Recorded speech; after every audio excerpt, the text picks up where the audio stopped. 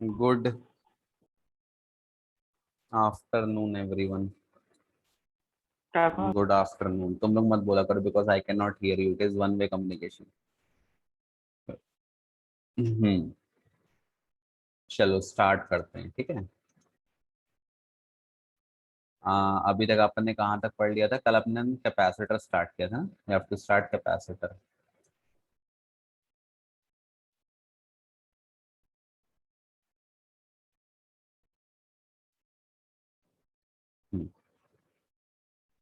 चलो now we will start capacitor, ठीक।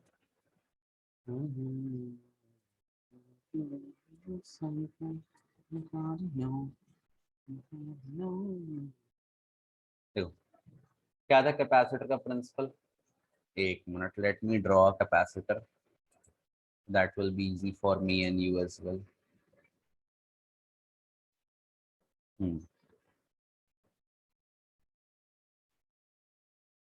नहीं नहीं है डायग्राम, कोई बात नहीं।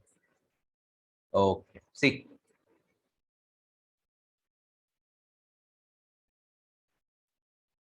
डाइलेक्ट्रिक। चलो मैं बता दूंगा बेटा, रुक जाओ। एक दिन बता, अभी थोड़ा आगे बढ़ते हैं।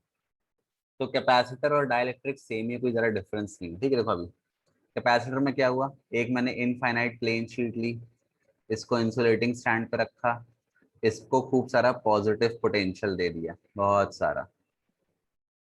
तो इस पर पॉजिटिव पोटेंशियल आ गया। फिर मैंने क्या किया, इसके बाजू में एक और शीट रख दी। तो यहाँ पॉजिटिव है, यहाँ पे नेगेटिव आ गया इंडक्शन के थ्रू, और यहाँ पे पॉजिटिव आ गया। तो कैपेसिटर क्या है? It is an arrangement for storing electric charge या इलेक्ट्रिकल एनर्जी, या electrical energy in the form of electric charge, ठीक है। तो जैसे यहाँ पे पॉजिटिव आया, अब यहाँ पे नेगेटिव आया, ये पॉजिटिव चार्ज पोटेंशियल इंक्रीज करता है और ये नेगेटिव चार्ज पोटेंशियल डिक्रीज करता है। तो अच्छा, अब क्या करते हैं इसके बाद, और ये जो पॉजिटिव चार्ज यहाँ दूर पर इंड्यूस हुआ है, ये भी पोटेंशियल को इंक्रीज करता है। मैं क्या चाहता हूँ, मैं पोटेंशियल को लगातार डिक्रीज करता हूँ ताकि इस स्पेस के अंदर और ज्यादा चार्ज स्टोर कर सकूं। तो इसकी मैं अर्थिंग कर देता हूँ, तो ये पूरा पॉजिटिव चार्ज हट जाता है। तो कहने का मतलब बस ऐसा अरेंजमेंट मुझे मिलता है, यहाँ पे पॉजिटिव और यहाँ पे नेगेटिव। ये ये एक पैरेलल प्लेट कैपेसिटर है। सो इट कंसिस्ट ऑफ, एक साइड में पॉजिटिव चार्ज हो गया, एक में नेगेटिव हो गया, और ये पॉजिटिव पोटेंशियल इंक्रीज करता है, नेगेटिव पोटेंशियल डिक्रीज करता है, तो पोटेंशियल कम हो जाता है। पोटेंशियल कम होगा तो आप इसको और ज्यादा चार्ज दे सकते हो। तो ये भी एक डाई इलेक्ट्रिक है, इलेक्ट्रिकल इफेक्ट को प्रोड्यूस करता है विदाउट ट्रांसमिटिंग, में कुछ भी ट्रांसमिट नहीं कर रहा, ठीक है। अब देखो सबसे पहली चीज आती है कैपेसिटेंस। बस लाइन से फॉर्मूले देखते हो ना। कैपेसिटेंस क्या होता है? Charge given upon the rise in potential. So the capacitance of a capacitor is defined as the amount of charge given per unit rise in the potential. Charge unit होती है कूलम, पोटेंशियल यूनिट होती है volt. Coulomb per volt को अपन कहते हैं farad. Capacitor की ऐसा unit क्या है? फैरेड। किसी ने कहा डिफाइन वन फैरेड, तो when a charge of one coulomb increases the potential of a capacitor by 1 volt, then capacitance of the capacitor is said to be 1 farad. अगर एक कूलम का चार्ज किसी कैपेसिटर का potential 1 volt से बढ़ा देगा, तो उस कैपेसिटर का जो कैपेसिटेंस है 1 फैरेड कहलाता है, ठीक है। अच्छा, अब इसका सपोज डायमेंशन फॉर्मूला निकालना है, तो कैसे निकालोगे? अब ये तुम्हारा काम है, ठीक है। इसका डायमेंशन फॉर्मूला आप खुद निकाल के मेरे को बताइएगा। आज मुझे चैप्टर खत्म करना है, फिर कल से अपन नया चैप्टर चालू करेंगे, ठीक है। देखो आगे, अब इसके बाद आता है types of capacitor. Types of capacitor, केवल फॉर्मूले देखने में, ठीक है। सबसे पहला कैपेसिटर है स्फेरिकल कैपेसिटर। लिख लो कॉपी में, स्फेरिकल कैपेसिटर। स्फेरिकल कैपेसिटर के कैपेसिटेंस का फॉर्मूला है 4 pi epsilon naught R. Okay, the formula for spherical capacitor is 4 pi epsilon naught r, where r is radius of the capacitor, ठीक। अच्छा, उसके बाद दूसरा आता है parallel plate capacitor. Parallel plate capacitor के कैपेसिटेंस का फॉर्मूला है, this is equal to a epsilon naught by d, where A is area of the plate, D is the distance between the plate and epsilon naught क्या है, permittivity of free space. ठीक है. अच्छा, अगर मान लो इसी में मैंने कोई डाइलेक्ट्रिक फिल कर दिया पूरे मीडियम में, मैंने कोई डाइलेक्ट्रिक फिल कर दिया और उस डाइलेक्ट्रिक का डाइलेक्ट्रिक कांस्टेंट के है, तो जो नया कैपेसिटेंस है मीडियम का वो हो जाएगा के times of the initial capacitance. मतलब अगर आपने कोई डाइलेक्ट्रिक फिल कर दिया तो बस जो भी इनिशियल कैपेसिटेंस आ रहा है एयर वाला उसको के से मल्टीप्लाई कर दो डाइलेक्ट्रिक कांस्टेंट से, वो आपका आंसर आ जाएगा. तो यहाँ से डाइलेक्ट्रिक कांस्टेंट की आपको एक और नई डेफिनेशन मिल गई. It is defined as capacitance of the capacitor in a given medium divided by capacitance of the capacitor in free space और वैक्यूम सी नॉट. ये एक और आपको फॉर्मूला मिल गया. अच्छा, अब इसके बाद तीसरा फॉर्मूला जो आता है, बस फॉर्मूले देखते हैं ना ध्यान से. ये जो पैरेलल प्लेट कैपेसिटर है इसमें मैंने एक मेटालिक वो डाल दी, शीट डाल दी या मेटल डाल दिया. इसके बीच का डिस्टेंस d है प्लेट्स के बीच का, और इस शीट की थिकनेस t है. तो अब जो कैपेसिटेंस होगा it is equal to a epsilon naught d minus T. कितना हो जाएगा, a epsilon naught d minus T, where d is distance between the plate of the capacitor and t is thickness of the metallic sheet. तो ये किसके लिए formula है, ये metallic sheet के लिए फॉर्मूला है. ठीक है, ध्यान रखना. इजी है, बहुत इजी, सबसे बन जाएगा. आगे देखो.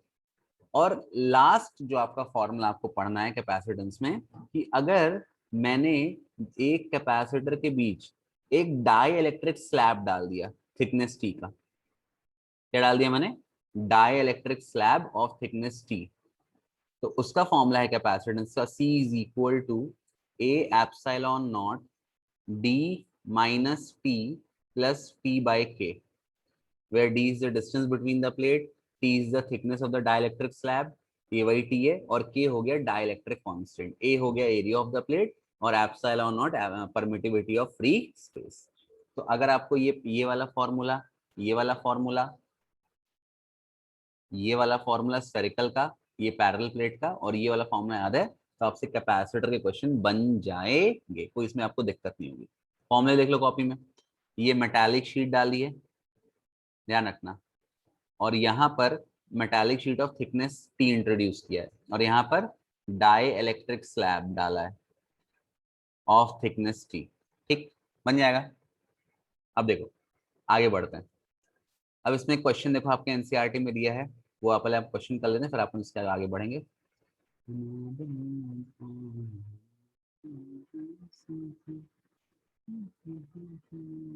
हाँ गया यार. ये एक मिनट,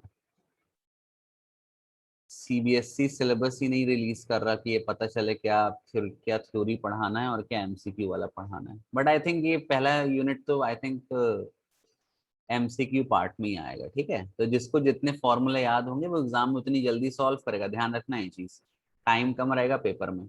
ऐसा नहीं कि आप पूरे दिन बैठ के सोचते रहो, इतना टाइम नहीं देगा सीबीएसई आपको. चलो ये क्वेश्चन है. ठीक है,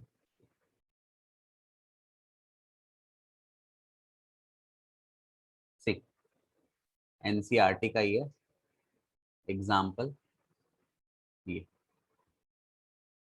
कह रहा है a slab of material of dielectric constant K has the same area as the plates of a parallel plate capacitor but has a thickness 3/4d. अब देखो कौन सा स्लैब है, डाइलेक्ट्रिक स्लैब है, तो क्या उसका थिकनेस कितना दिया है, T दिया है 3/4d. ये पहली चीज दी है, and has a thickness of 3 दिया, where d is separated. How is the capacitance change when the slab is inserted between the plate. अब सुन लो, इनिशियली जब मैं स्लैब को इंट्रोड्यूस नहीं करूंगा तो कितना कैपेसिटेंस होगा, A epsilon naught by D. अब जब मैं स्लैब को इंट्रोड्यूस कर दूंगा तो नया कैपेसिटेंस कितना होगा, ए एप्सिलॉन नॉट, यहाँ कौन सा फॉर्मूला अपन यूज करेंगे, D minus P plus P by K. क्यों, क्योंकि डाइलेक्ट्रिक स्लैब है और उसी को थिकनेस दी है. ठीक है, अब इसको सॉल्व करो. ए epsilon not upon D minus T, कितना दिया है बेटा, टी दिया है 3/4d, देखो दिया है थिकनेस उसका 3/4d, प्लस यहाँ भी पुट कर दो 3/4 d बाई के. अब इसको सॉल्व करो, सी हो जाएगा ए एप्सिलॉन नॉट, इसमें से डी कॉमन ले लो, डी कॉमन ले लिया आपने, अंदर क्या बचा 1 माइनस 3/4 प्लस कितना बचा 3/4 के, कितना बचा। अब एलसीएम ले लो। अच्छा एक चीज और देखो, ए epsilon not by D, A epsilon not by D किसके बराबर है, इनिशियल कैपेसिटेंस सी नॉट, तो इसको मैं लिख सकता हूँ सी नॉट अपॉन एलसीएम कितना आएगा 4 के, ठीक है। तो ये हो जाएगा यहाँ पे अपॉन 1, तो ये आ जाएगा 4 के माइनस 3 के प्लस 3, ठीक है। तो आपका सी आ जाएगा, ये 4 के कहाँ चला जाएगा ऊपर, के टाइम्स ऑफ 4 C0 अपॉन 4 के माइनस 3 के हो गया के प्लस 3, आ गया आंसर, के टाइम्स ऑफ 4 C0 अपॉन के प्लस 3। अब एनसीईआरटी में इसको इलेक्ट्रिक फील्ड से सॉल्व किया है लंबा चौड़ा, आपको वैसे सॉल्व नहीं करना है, आपको एमसीक्यू सॉल्व करने हैं, आपको जल्दी जल्दी करना है, ठीक है। क्लियर है अविशी, दीपांशु, महवेश, प्रांशु, सरस्वती, सतेंद्र, वंदना। हाँ तो फॉर्मूले याद है आपको, बस वैल्यू पुट करनी है, ठीक। क्लियर है, अब चलो आगे बढ़ते हैं। देखो अच्छा नेक्स्ट टॉपिक दिया है capacitance in series and capacitance in parallel, ठीक। नेक्स्ट टॉपिक देखो यहाँ पे resistance in series in parallel पढ़े हो ना, तो जो resistance in series in parallel का फॉर्मूला था उसका जस्ट अपोजिट कैपेसिटर में हो जाता है। मैं यहाँ पे डायग्राम छाप लेता हूँ थोड़ा सा तो मेरे को इजी पड़ेगा।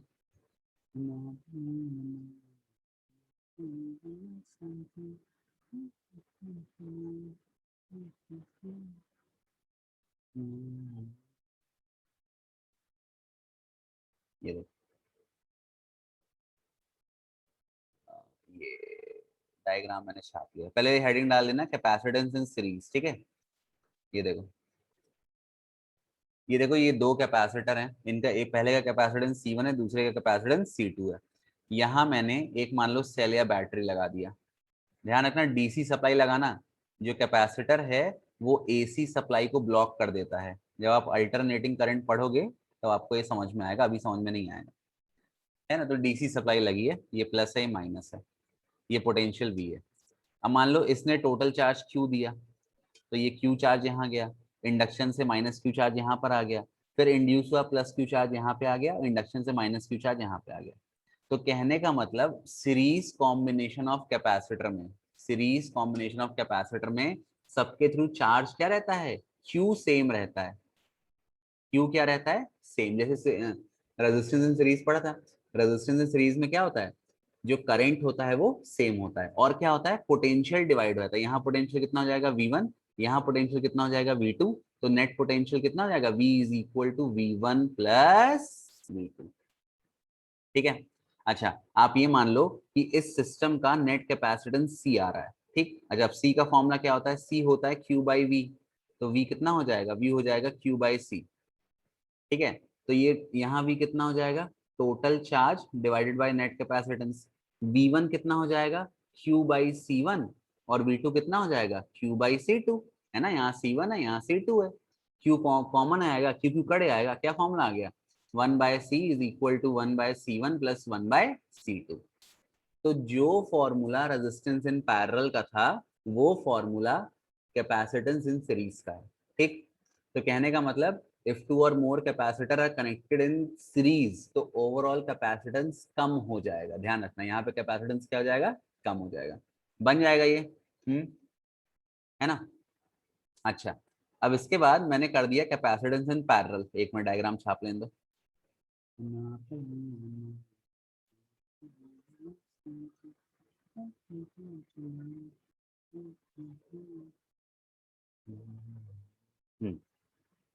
ये है कैपेसिटेंस इन पैरेलल, देखो यहाँ पे ये दो कैपेसिटर हैं जो पैरेलल में लगे हैं, और इसके अक्रॉस पोटेंशियल कितना है V। अब आपको पता है पैरेलल कॉम्बिनेशन में क्या होता है, सबके अक्रॉस पोटेंशियल सेम रहता है। और क्या होगा, मान लो यहाँ टोटल चार्ज Q दिया, कितना दिया Q, तो कुछ चार्ज यहाँ जाएगा Q1 और कुछ चार्ज यहाँ जाएगा Q2। तो पैरेलल में क्या रहेगा, सबके अक्रॉस पोटेंशियल सेम रहेगा, लेकिन जो चार्ज है वो क्या हो जाएगा, चार्ज आपका डिवाइड हो जाएगा। और नेट चार्ज कितना होगा बेटा, Q will be equal to Q1 plus Q2। ठीक, अब आप ये मान लो इस सिस्टम का नेट कैपेसिटेंस C है। अब आपको क्या पता है C क्या होता है, C होता है Q बाई V। तो Q क्या हो जाएगा, C इंटू वी। अब पुट कर दो, यहाँ पे हो गया C इंटू वी। Q1 कितना हो जाएगा, C1 इंटू वी। Q2 कितना हो जाएगा, C2 into we. Potential same है हर जगह, V कॉमन आएगा, तो नेट कैपेसिटेंस क्या आ गया, C1 प्लस C2। तो डेरिवेशन आपको याद नहीं करना, बस मैं आपको समझा रहा हूँ क्योंकि आपको याद रहे कि क्या सेम रहता है क्या डिफरेंट रहता है। आपको बस फॉर्मूला याद कर लेना है। तो जो फॉर्मूला रेजिस्टेंस इन सीरीज का था वो फॉर्मूला कैपेसिटेंस इन पैरेलल का है। मतलब अगर आप कैपेसिटर्स को पैरेलल में लगाओगे तो क्या होगा, आपका जो कैपेसिटेंस है वो इंक्रीज हो जाएगा। क्लियर है, बन जाएगा। हाँ, केवल फॉर्मूला याद करना, सिंपल है, not that difficult, it's very easy पीजी जापानीजी। अब देखो आगे बढ़ते हैं। अब देखो यहाँ एक क्वेश्चन दे दिया एनसीईआरटी का, जो आपको खुद खुद क्या मतलब बहुत इजी है सॉल्व करना।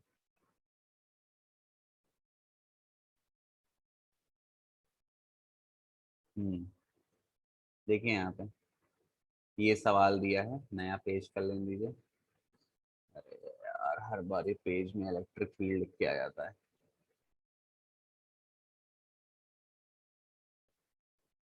देखो यहाँ पे, a network of four capacitor is connected to a 500 volt supply as shown in the figure.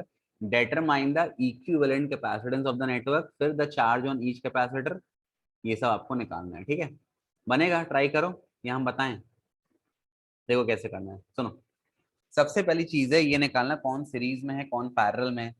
अब मैंने 10th में तो खैर पढ़ाया नहीं, बट ध्यान रखना अगर आपको कभी भी ये निकालना हो कि कौन सीरीज में है कौन पैरेलल में है, तो बहुत सिंपल सी चीज है, जहां पे करंट या चार्ज डिवाइड हो जाएगा वो पैरेलल में है, जहां पे करंट या चार्ज सेम रहेगा वो सीरीज में है। ठीक है, तो देखो यहाँ पे ये 500 वोल्ट लगा है, यहाँ पे ये मान लो चार्ज जा रहा है। ठीक, सपोज यहाँ पे कुछ चार्ज जाएगा, जस्ट सपोज यहाँ पे चार्ज Q1 चला गया, यहाँ पे चार्ज कितना जाएगा Q2। तो ये यहाँ पे चार्ज आपका दो रास्ते हैं, दो रास्ते हैं तो डिवाइड हो गया, तो ये दोनों कैसे हो गए, पैरेलल में। अब ध्यान रखो, जो चार्ज इसके थ्रू जाएगा वही चार्ज इसके थ्रू जाएगा, और वही चार्ज इसके थ्रू, क्योंकि रास्ता सेम है। जब तक रास्ता सेम है करंट या चार्ज आपका डिवाइड नहीं होगा। तो ये तीनों कैसे हो गए, ये तीनों सीरीज में हो गए। क्लियर है। अब नेट निकालना है, कैसे निकालोगे, पहले इन तीनों का सीरीज निकाल दो, इन तीनों का सीरीज इसके साथ कैसा हो जाएगा, पैरेलल में हो जाएगा।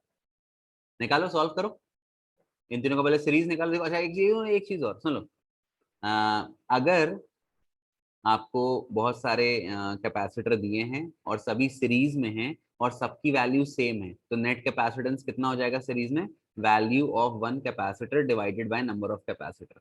ये फॉर्मूला कब लगाना है, जब सभी की वैल्यू सेम हो और सभी कैसे हो, सीरीज में लगे।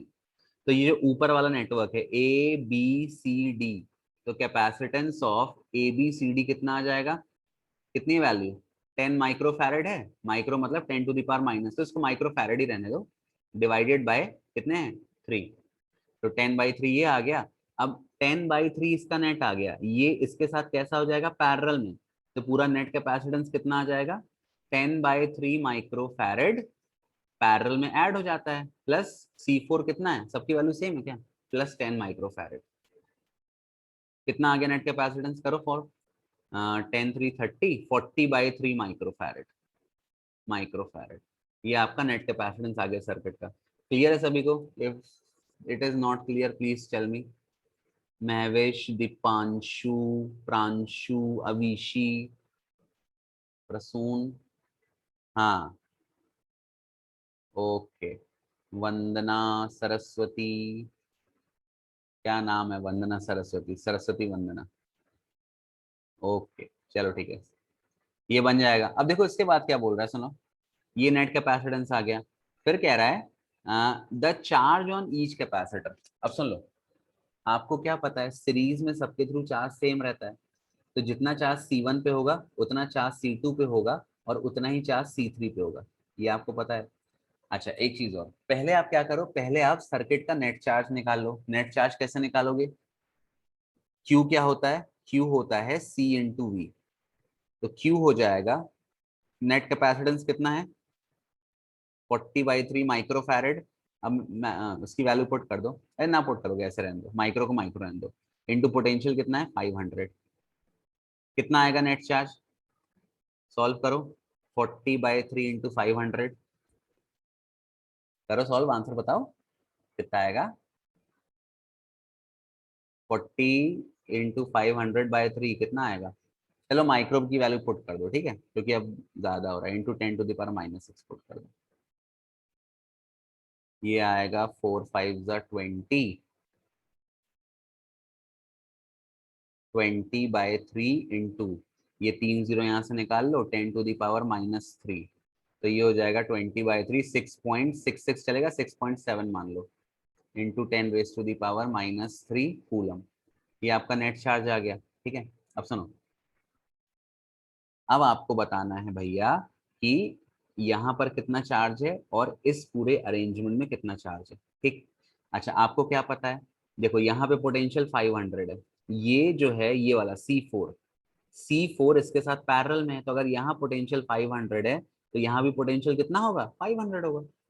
अब यहाँ तुम्हें चार्ज निकालना है, कैसे चार्ज निकालोगे, बहुत ईजी है, Q4 मान लो, C4 में चार्ज है Q4, इसको मैं Q4 ले लेता हूँ, तो Q4 क्या हो जाएगा, C4 इंटू पोटेंशियल, C4 की वैल्यू कितनी दी है 10 माइक्रोफैरेड, 10 इंटू 10⁻⁻6 इंटू पोटेंशियल कितना दिया है 500, तो यहाँ से आपको Q4 मिल जाएगा, ठीक है। अब देखो ध्यान देना, टोटल चार्ज इतना है, ये नेट चार्ज है, आपने Q4 निकाल लिया, तो बाकी में कितना चार्ज जाएगा, मान लो ये चार्ज Q1 जा रहा है, तो नेट चार्ज Q हो जाएगा Q1 प्लस Q4, हो जाएगा कि नहीं, Q4 तुमने निकाल लिया, नेट चार्ज तुम्हें पता है, तो Q1 कैसे निकालोगे, इसको इससे माइनस कर दो, आंसर आ जाएगा। क्लियर है, क्यों, प्रसून, वंदना, दीपांशु, अविशी, महवेश, अंचल, अच्छा मैं भी हूँ, सतेंद्र, सरस्वती, प्रांशु, क्लियर है बेटा, हैं, अगर आपने 10th में सीरीज पैरेलल पढ़ा है अच्छे से तो आपको ये बन जाएगा, नहीं तो फिर दिक्कत जाएगा, अगर आपने 10th में थोड़ा बदमाशी की है पढ़ाई में तो दिक्कत जाएगी आपको। चलो, क्लियर नहीं है तो आराम से घर में बैठना, बहुत टाइम है आपके पास, पूरा दिन घर पे रहते हो, ट्राई करना, फिर नहीं बने तो फिर मैं बता दूंगा, ठीक है।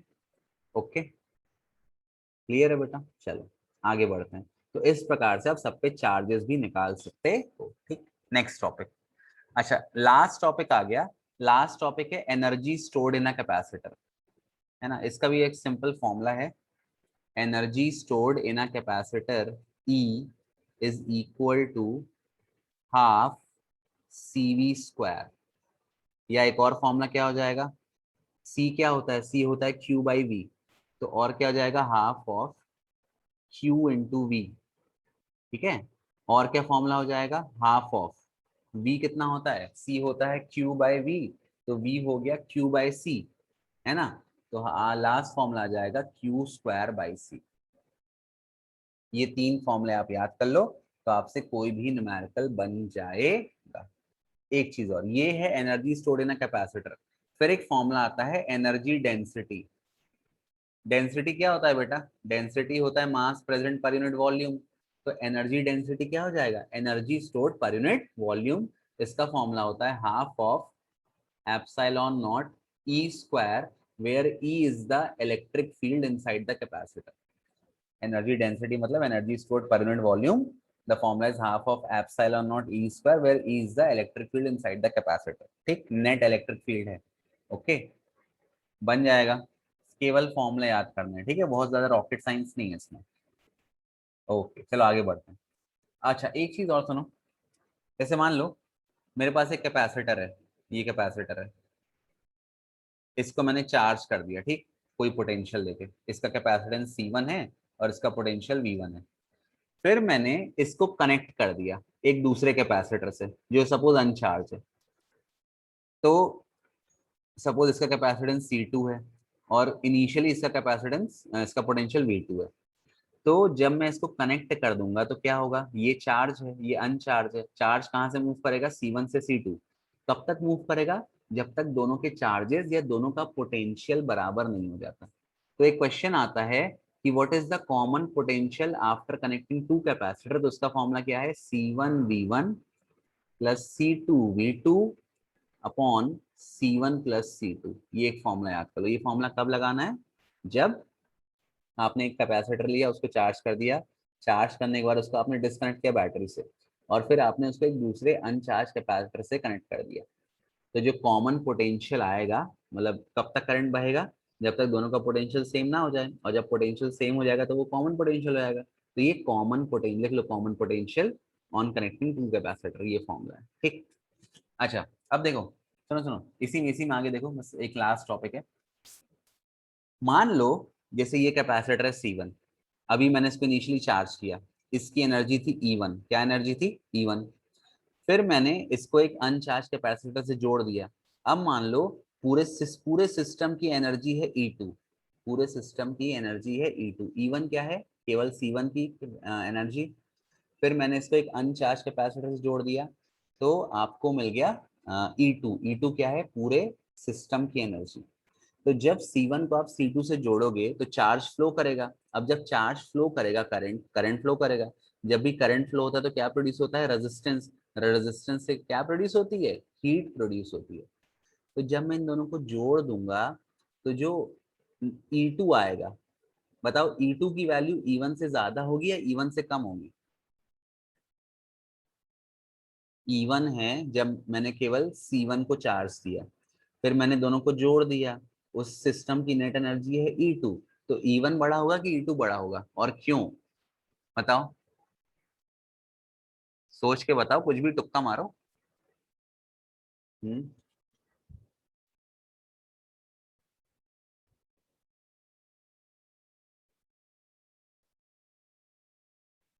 वंदना has given the right answer E1। हाँ गुड वंदना, सत्येन ने भी दिया, सुन लो। अरे भैया, E1 बड़ा होगा क्यों, क्योंकि जब चार्ज फ्लो किया यहाँ से यहाँ तक तो रेजिस्टेंस आ गया, रेजिस्टेंस से हीट हो गई, तो जो इलेक्ट्रिकल एनर्जी थी वो किस में कन्वर्ट हो गई, वो हीट एनर्जी में कन्वर्ट हो गई। तो इसीलिए E1 आपका बड़ा होगा E2 से, क्यों, क्योंकि लॉस ऑफ एनर्जी हो रहा है। और लॉस ऑफ एनर्जी का फॉर्मूला ये याद कर लेना, ये होता है E1 minus E2 is equal to C1 C2 V1 minus V2 का whole square upon 2 times of bracket में C1 plus C2। This is one again important formula. This is, ये किसका फॉर्मूला है, loss in energy when a charge capacitor is connected to an uncharge capacitor. E1 है charge करने से पहले, मतलब पहले कैपेसिटर की एनर्जी जब उसको अपन चार्ज कर रहे थे। E2 है कनेक्ट करने के बाद पूरे सिस्टम की एनर्जी। तो E1 माइनस E2 कितना आता है, फिर से मैं लिख देता हूँ साफ साफ, E1 minus E2 is C1 C2 bracket में V1 माइनस V2 का whole square upon 2 times of C1 plus C2। ये ठीक है। अब देखो इसका भी एक न्यूमेरिकल है एनसीईआरटी में, ये फॉर्मूला लिख लेना, ध्यान से याद कर लेना, ठीक। E1 है एक लौते कैपेसिटर जो अपने चार्ज किया था उसकी एनर्जी। E2 है जब मैंने उसको जोड़ दिया तो पूरे सिस्टम की एनर्जी। E2 छोटा होगा क्यों, क्योंकि कुछ एनर्जी लॉस हो गई in the form of heat, ठीक। चलो।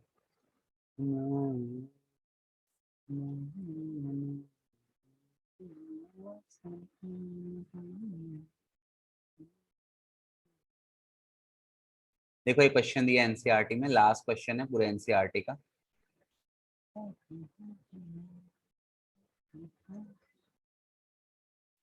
कह रहा है अ 900 पीको, पीको मतलब होता है 10⁻⁻12, ठीक है। A 900 pico farad capacitor is charge by 100 volt battery, how much electrostatic energy is stored by the capacitor. तो पहले देख लो क्या गिवन दिया है, सी कितना दिया है, 900 पिको फैरेड, ठीक। और क्या दिया है, पोटेंशियल, पोटेंशियल कितना दिया है बेटा, ये दिया है 100 वोल्ट। तुम लोग भी सॉल्व करो। कह रहा है कितना एनर्जी स्टोर होगा, एनर्जी का फॉर्मूला क्या है कैपेसिटर में, हाफ ऑफ CV स्क्वायर, है ना, half of CV square, put कर दो। हाफ ऑफ सी कितना दिया है, 900 पिको फैरेड, पिको फैरेड मतलब 10⁻⁻12 इंटू वी का स्क्वायर मतलब 100 का स्क्वायर, मतलब 100 × 100, ये हो गया 10⁻⁴, और इसके दो जीरो गए 10⁻⁶, 10⁻⁶ माइनस 10⁻12 ये हो जाएगा 9/2 हो गया 4.5 इंटू 10⁻⁻⁻6 जूल। ये एनर्जी आ गई इनिशियल। अब कह रहा है the capacitor is disconnected from the battery. हाँ, the capacitor is disconnected from the battery and connected to another 900 picofarad capacitor. What is electrostatic energy stored by the system?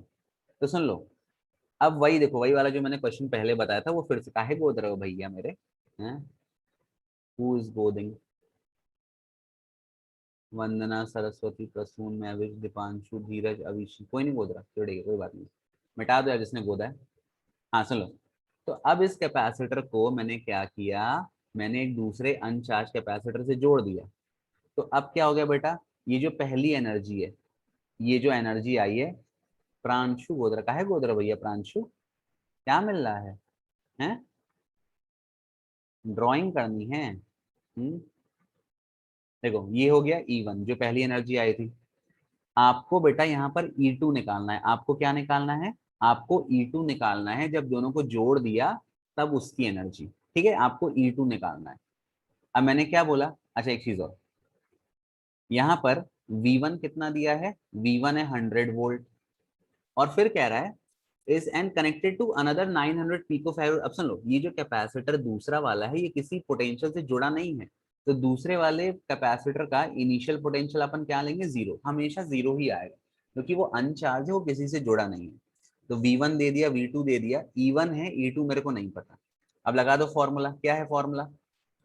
Formula है E1 minus E2 is equal to C1 C2 multiplied by V1 minus V2 का whole square upon 2 times of C1 plus C2। ये formula है। E1 आपको पता है, C1 आपको पता है, C2 आपको पता है, V1 आपको पता है, V2 आपको पता है, आपको E2 निकालना है। सिस्टम की जुड़ने के बाद की एनर्जी E2 थी, वो आपको निकालना है। सॉल्व करो। धीरज गुड आफ्टरनून, इरेज कर रहा था, ओके। गुड आफ्टरनून धीरज, करो बेटा सॉल्व करो इसको, सॉल्व करो जल्दी। E1 की वैल्यू पुट करो। अरे यार E1 कितना है? 4.5 इंटू 10⁻⁻⁻6 माइनस E2 मेरे को नहीं पता, छोड़ दिया मैंने उसको। C1 कितना है? 9, अच्छा C1 C2 दोनों बराबर है, तो 900 pico farad into 900 pico farad, ठीक है, मल्टीप्लाइड बाय V1 कितना है?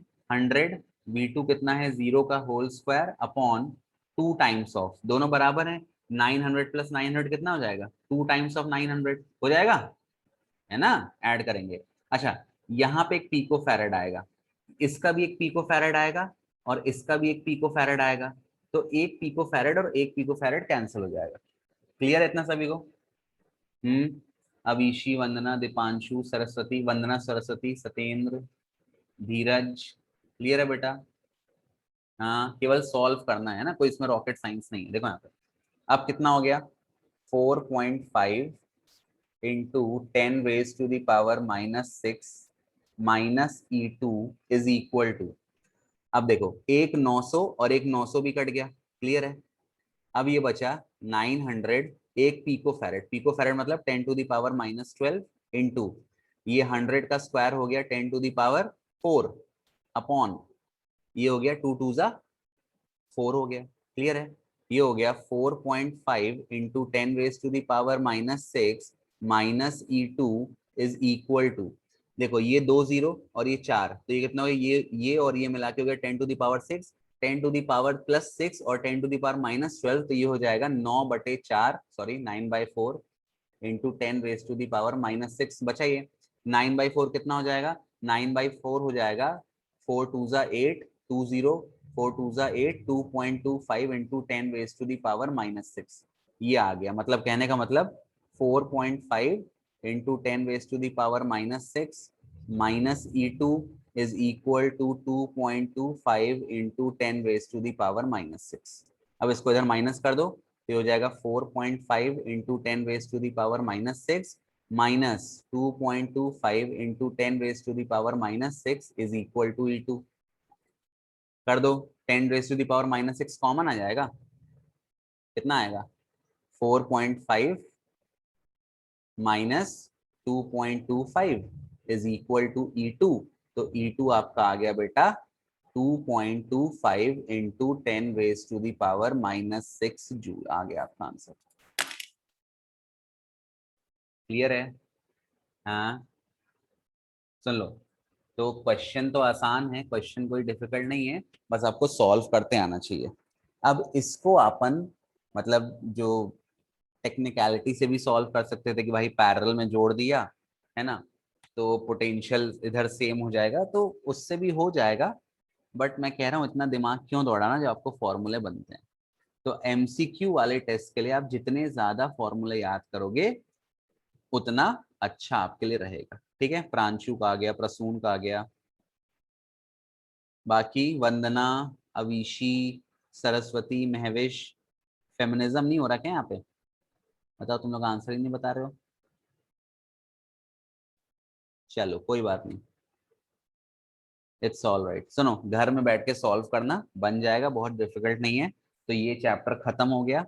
अब इसके बाद अपन पढ़ेंगे चैप्टर 3 इलेक्ट्रिसिटी। एक बार ये इलेक्ट्रिसिटी खत्म हो जाएगा फिर अपन रुक जाएंगे। फिर उसके बाद अच्छा पहले सिलेबस तो आ जाए, अगर मान लो सिलेबस नहीं आता तो उसके बाद फिर अपन सेकंड पार्ट चालू कर देंगे। ठीक है, मतलब लाइट रे ऑप्टिक्स या वेव ऑप्टिक्स। ओके, आ गया है सर दीपान सत्येंद्र सिंह। अरे हम फेमिनिज्म की बात कर रहे हो, तुम फेमिनिज्म में अपना नाम बता रहे हो यार Satyendra. I am talking about women empowerment and you are saying कि तुम्हारा आ गया। चलो कोई बात नहीं, अच्छी बात है, यू हैव बीन एम्पावर्ड। बन जाएगा बेटा सभी से। फॉर्मूले बस याद करने हैं। ठीक है, फिर से सुन लो। E1 क्या है? सिंगल कैपेसिटर की एनर्जी जब उसको चार्ज कर दिया था। E2 क्या है? जब दोनों को जोड़ दिया तो पूरे सिस्टम की एनर्जी। E1 माइनस E2 है एनर्जी का डिफरेंस। E1 बड़ा होगा, E2 छोटा होगा, क्यों? क्योंकि लॉस ऑफ एनर्जी होती है in the form of heat. Okay, okay चलो ठीक है। फिर तो आज ही चैप्टर खत्म हो गया। अब कल अपन पढ़ेंगे इलेक्ट्रिक सिटी। ठीक, और इसके एक्स्ट्रा क्वेश्चन मैं दे दूंगा किसी दिन ग्रुप में, या टेस्ट ले लूंगा, बट कल नहीं लूंगा। वैसे तुमको टेस्ट टेस्ट लूंगा किस तारीख को है? फिजिक्स वाला कल है कि परसों है? किस दिन शेड्यूल हुआ है? 20 तारीख को? 20 तारीख को कौन सा दिन है? मंडे को था ना? ट्यूसडे को है 20 तारीख को? वाओ, मेरे को डेट ही याद नहीं थी यार, पेपर वो शेड्यूल करना पड़ेगा। चलो कोई नहीं, वैसे तुम लोग सब पढ़ के बैठे हो गए ना फिजिक्स में। फिजिक्स तो स्ट्रांग है ही तुम लोग की, क्योंकि बहुत कम बच्चे पढ़ने आते हैं ना फिजिक्स। चलो अच्छी बात है। ओके, थैंक यू अभिषी, वंदना, प्रांशु, सतेंद्र, दीपांशु, महवेश। कल पढ़ते हैं, ठीक है बेटा? ओके चलो, बाय बाय।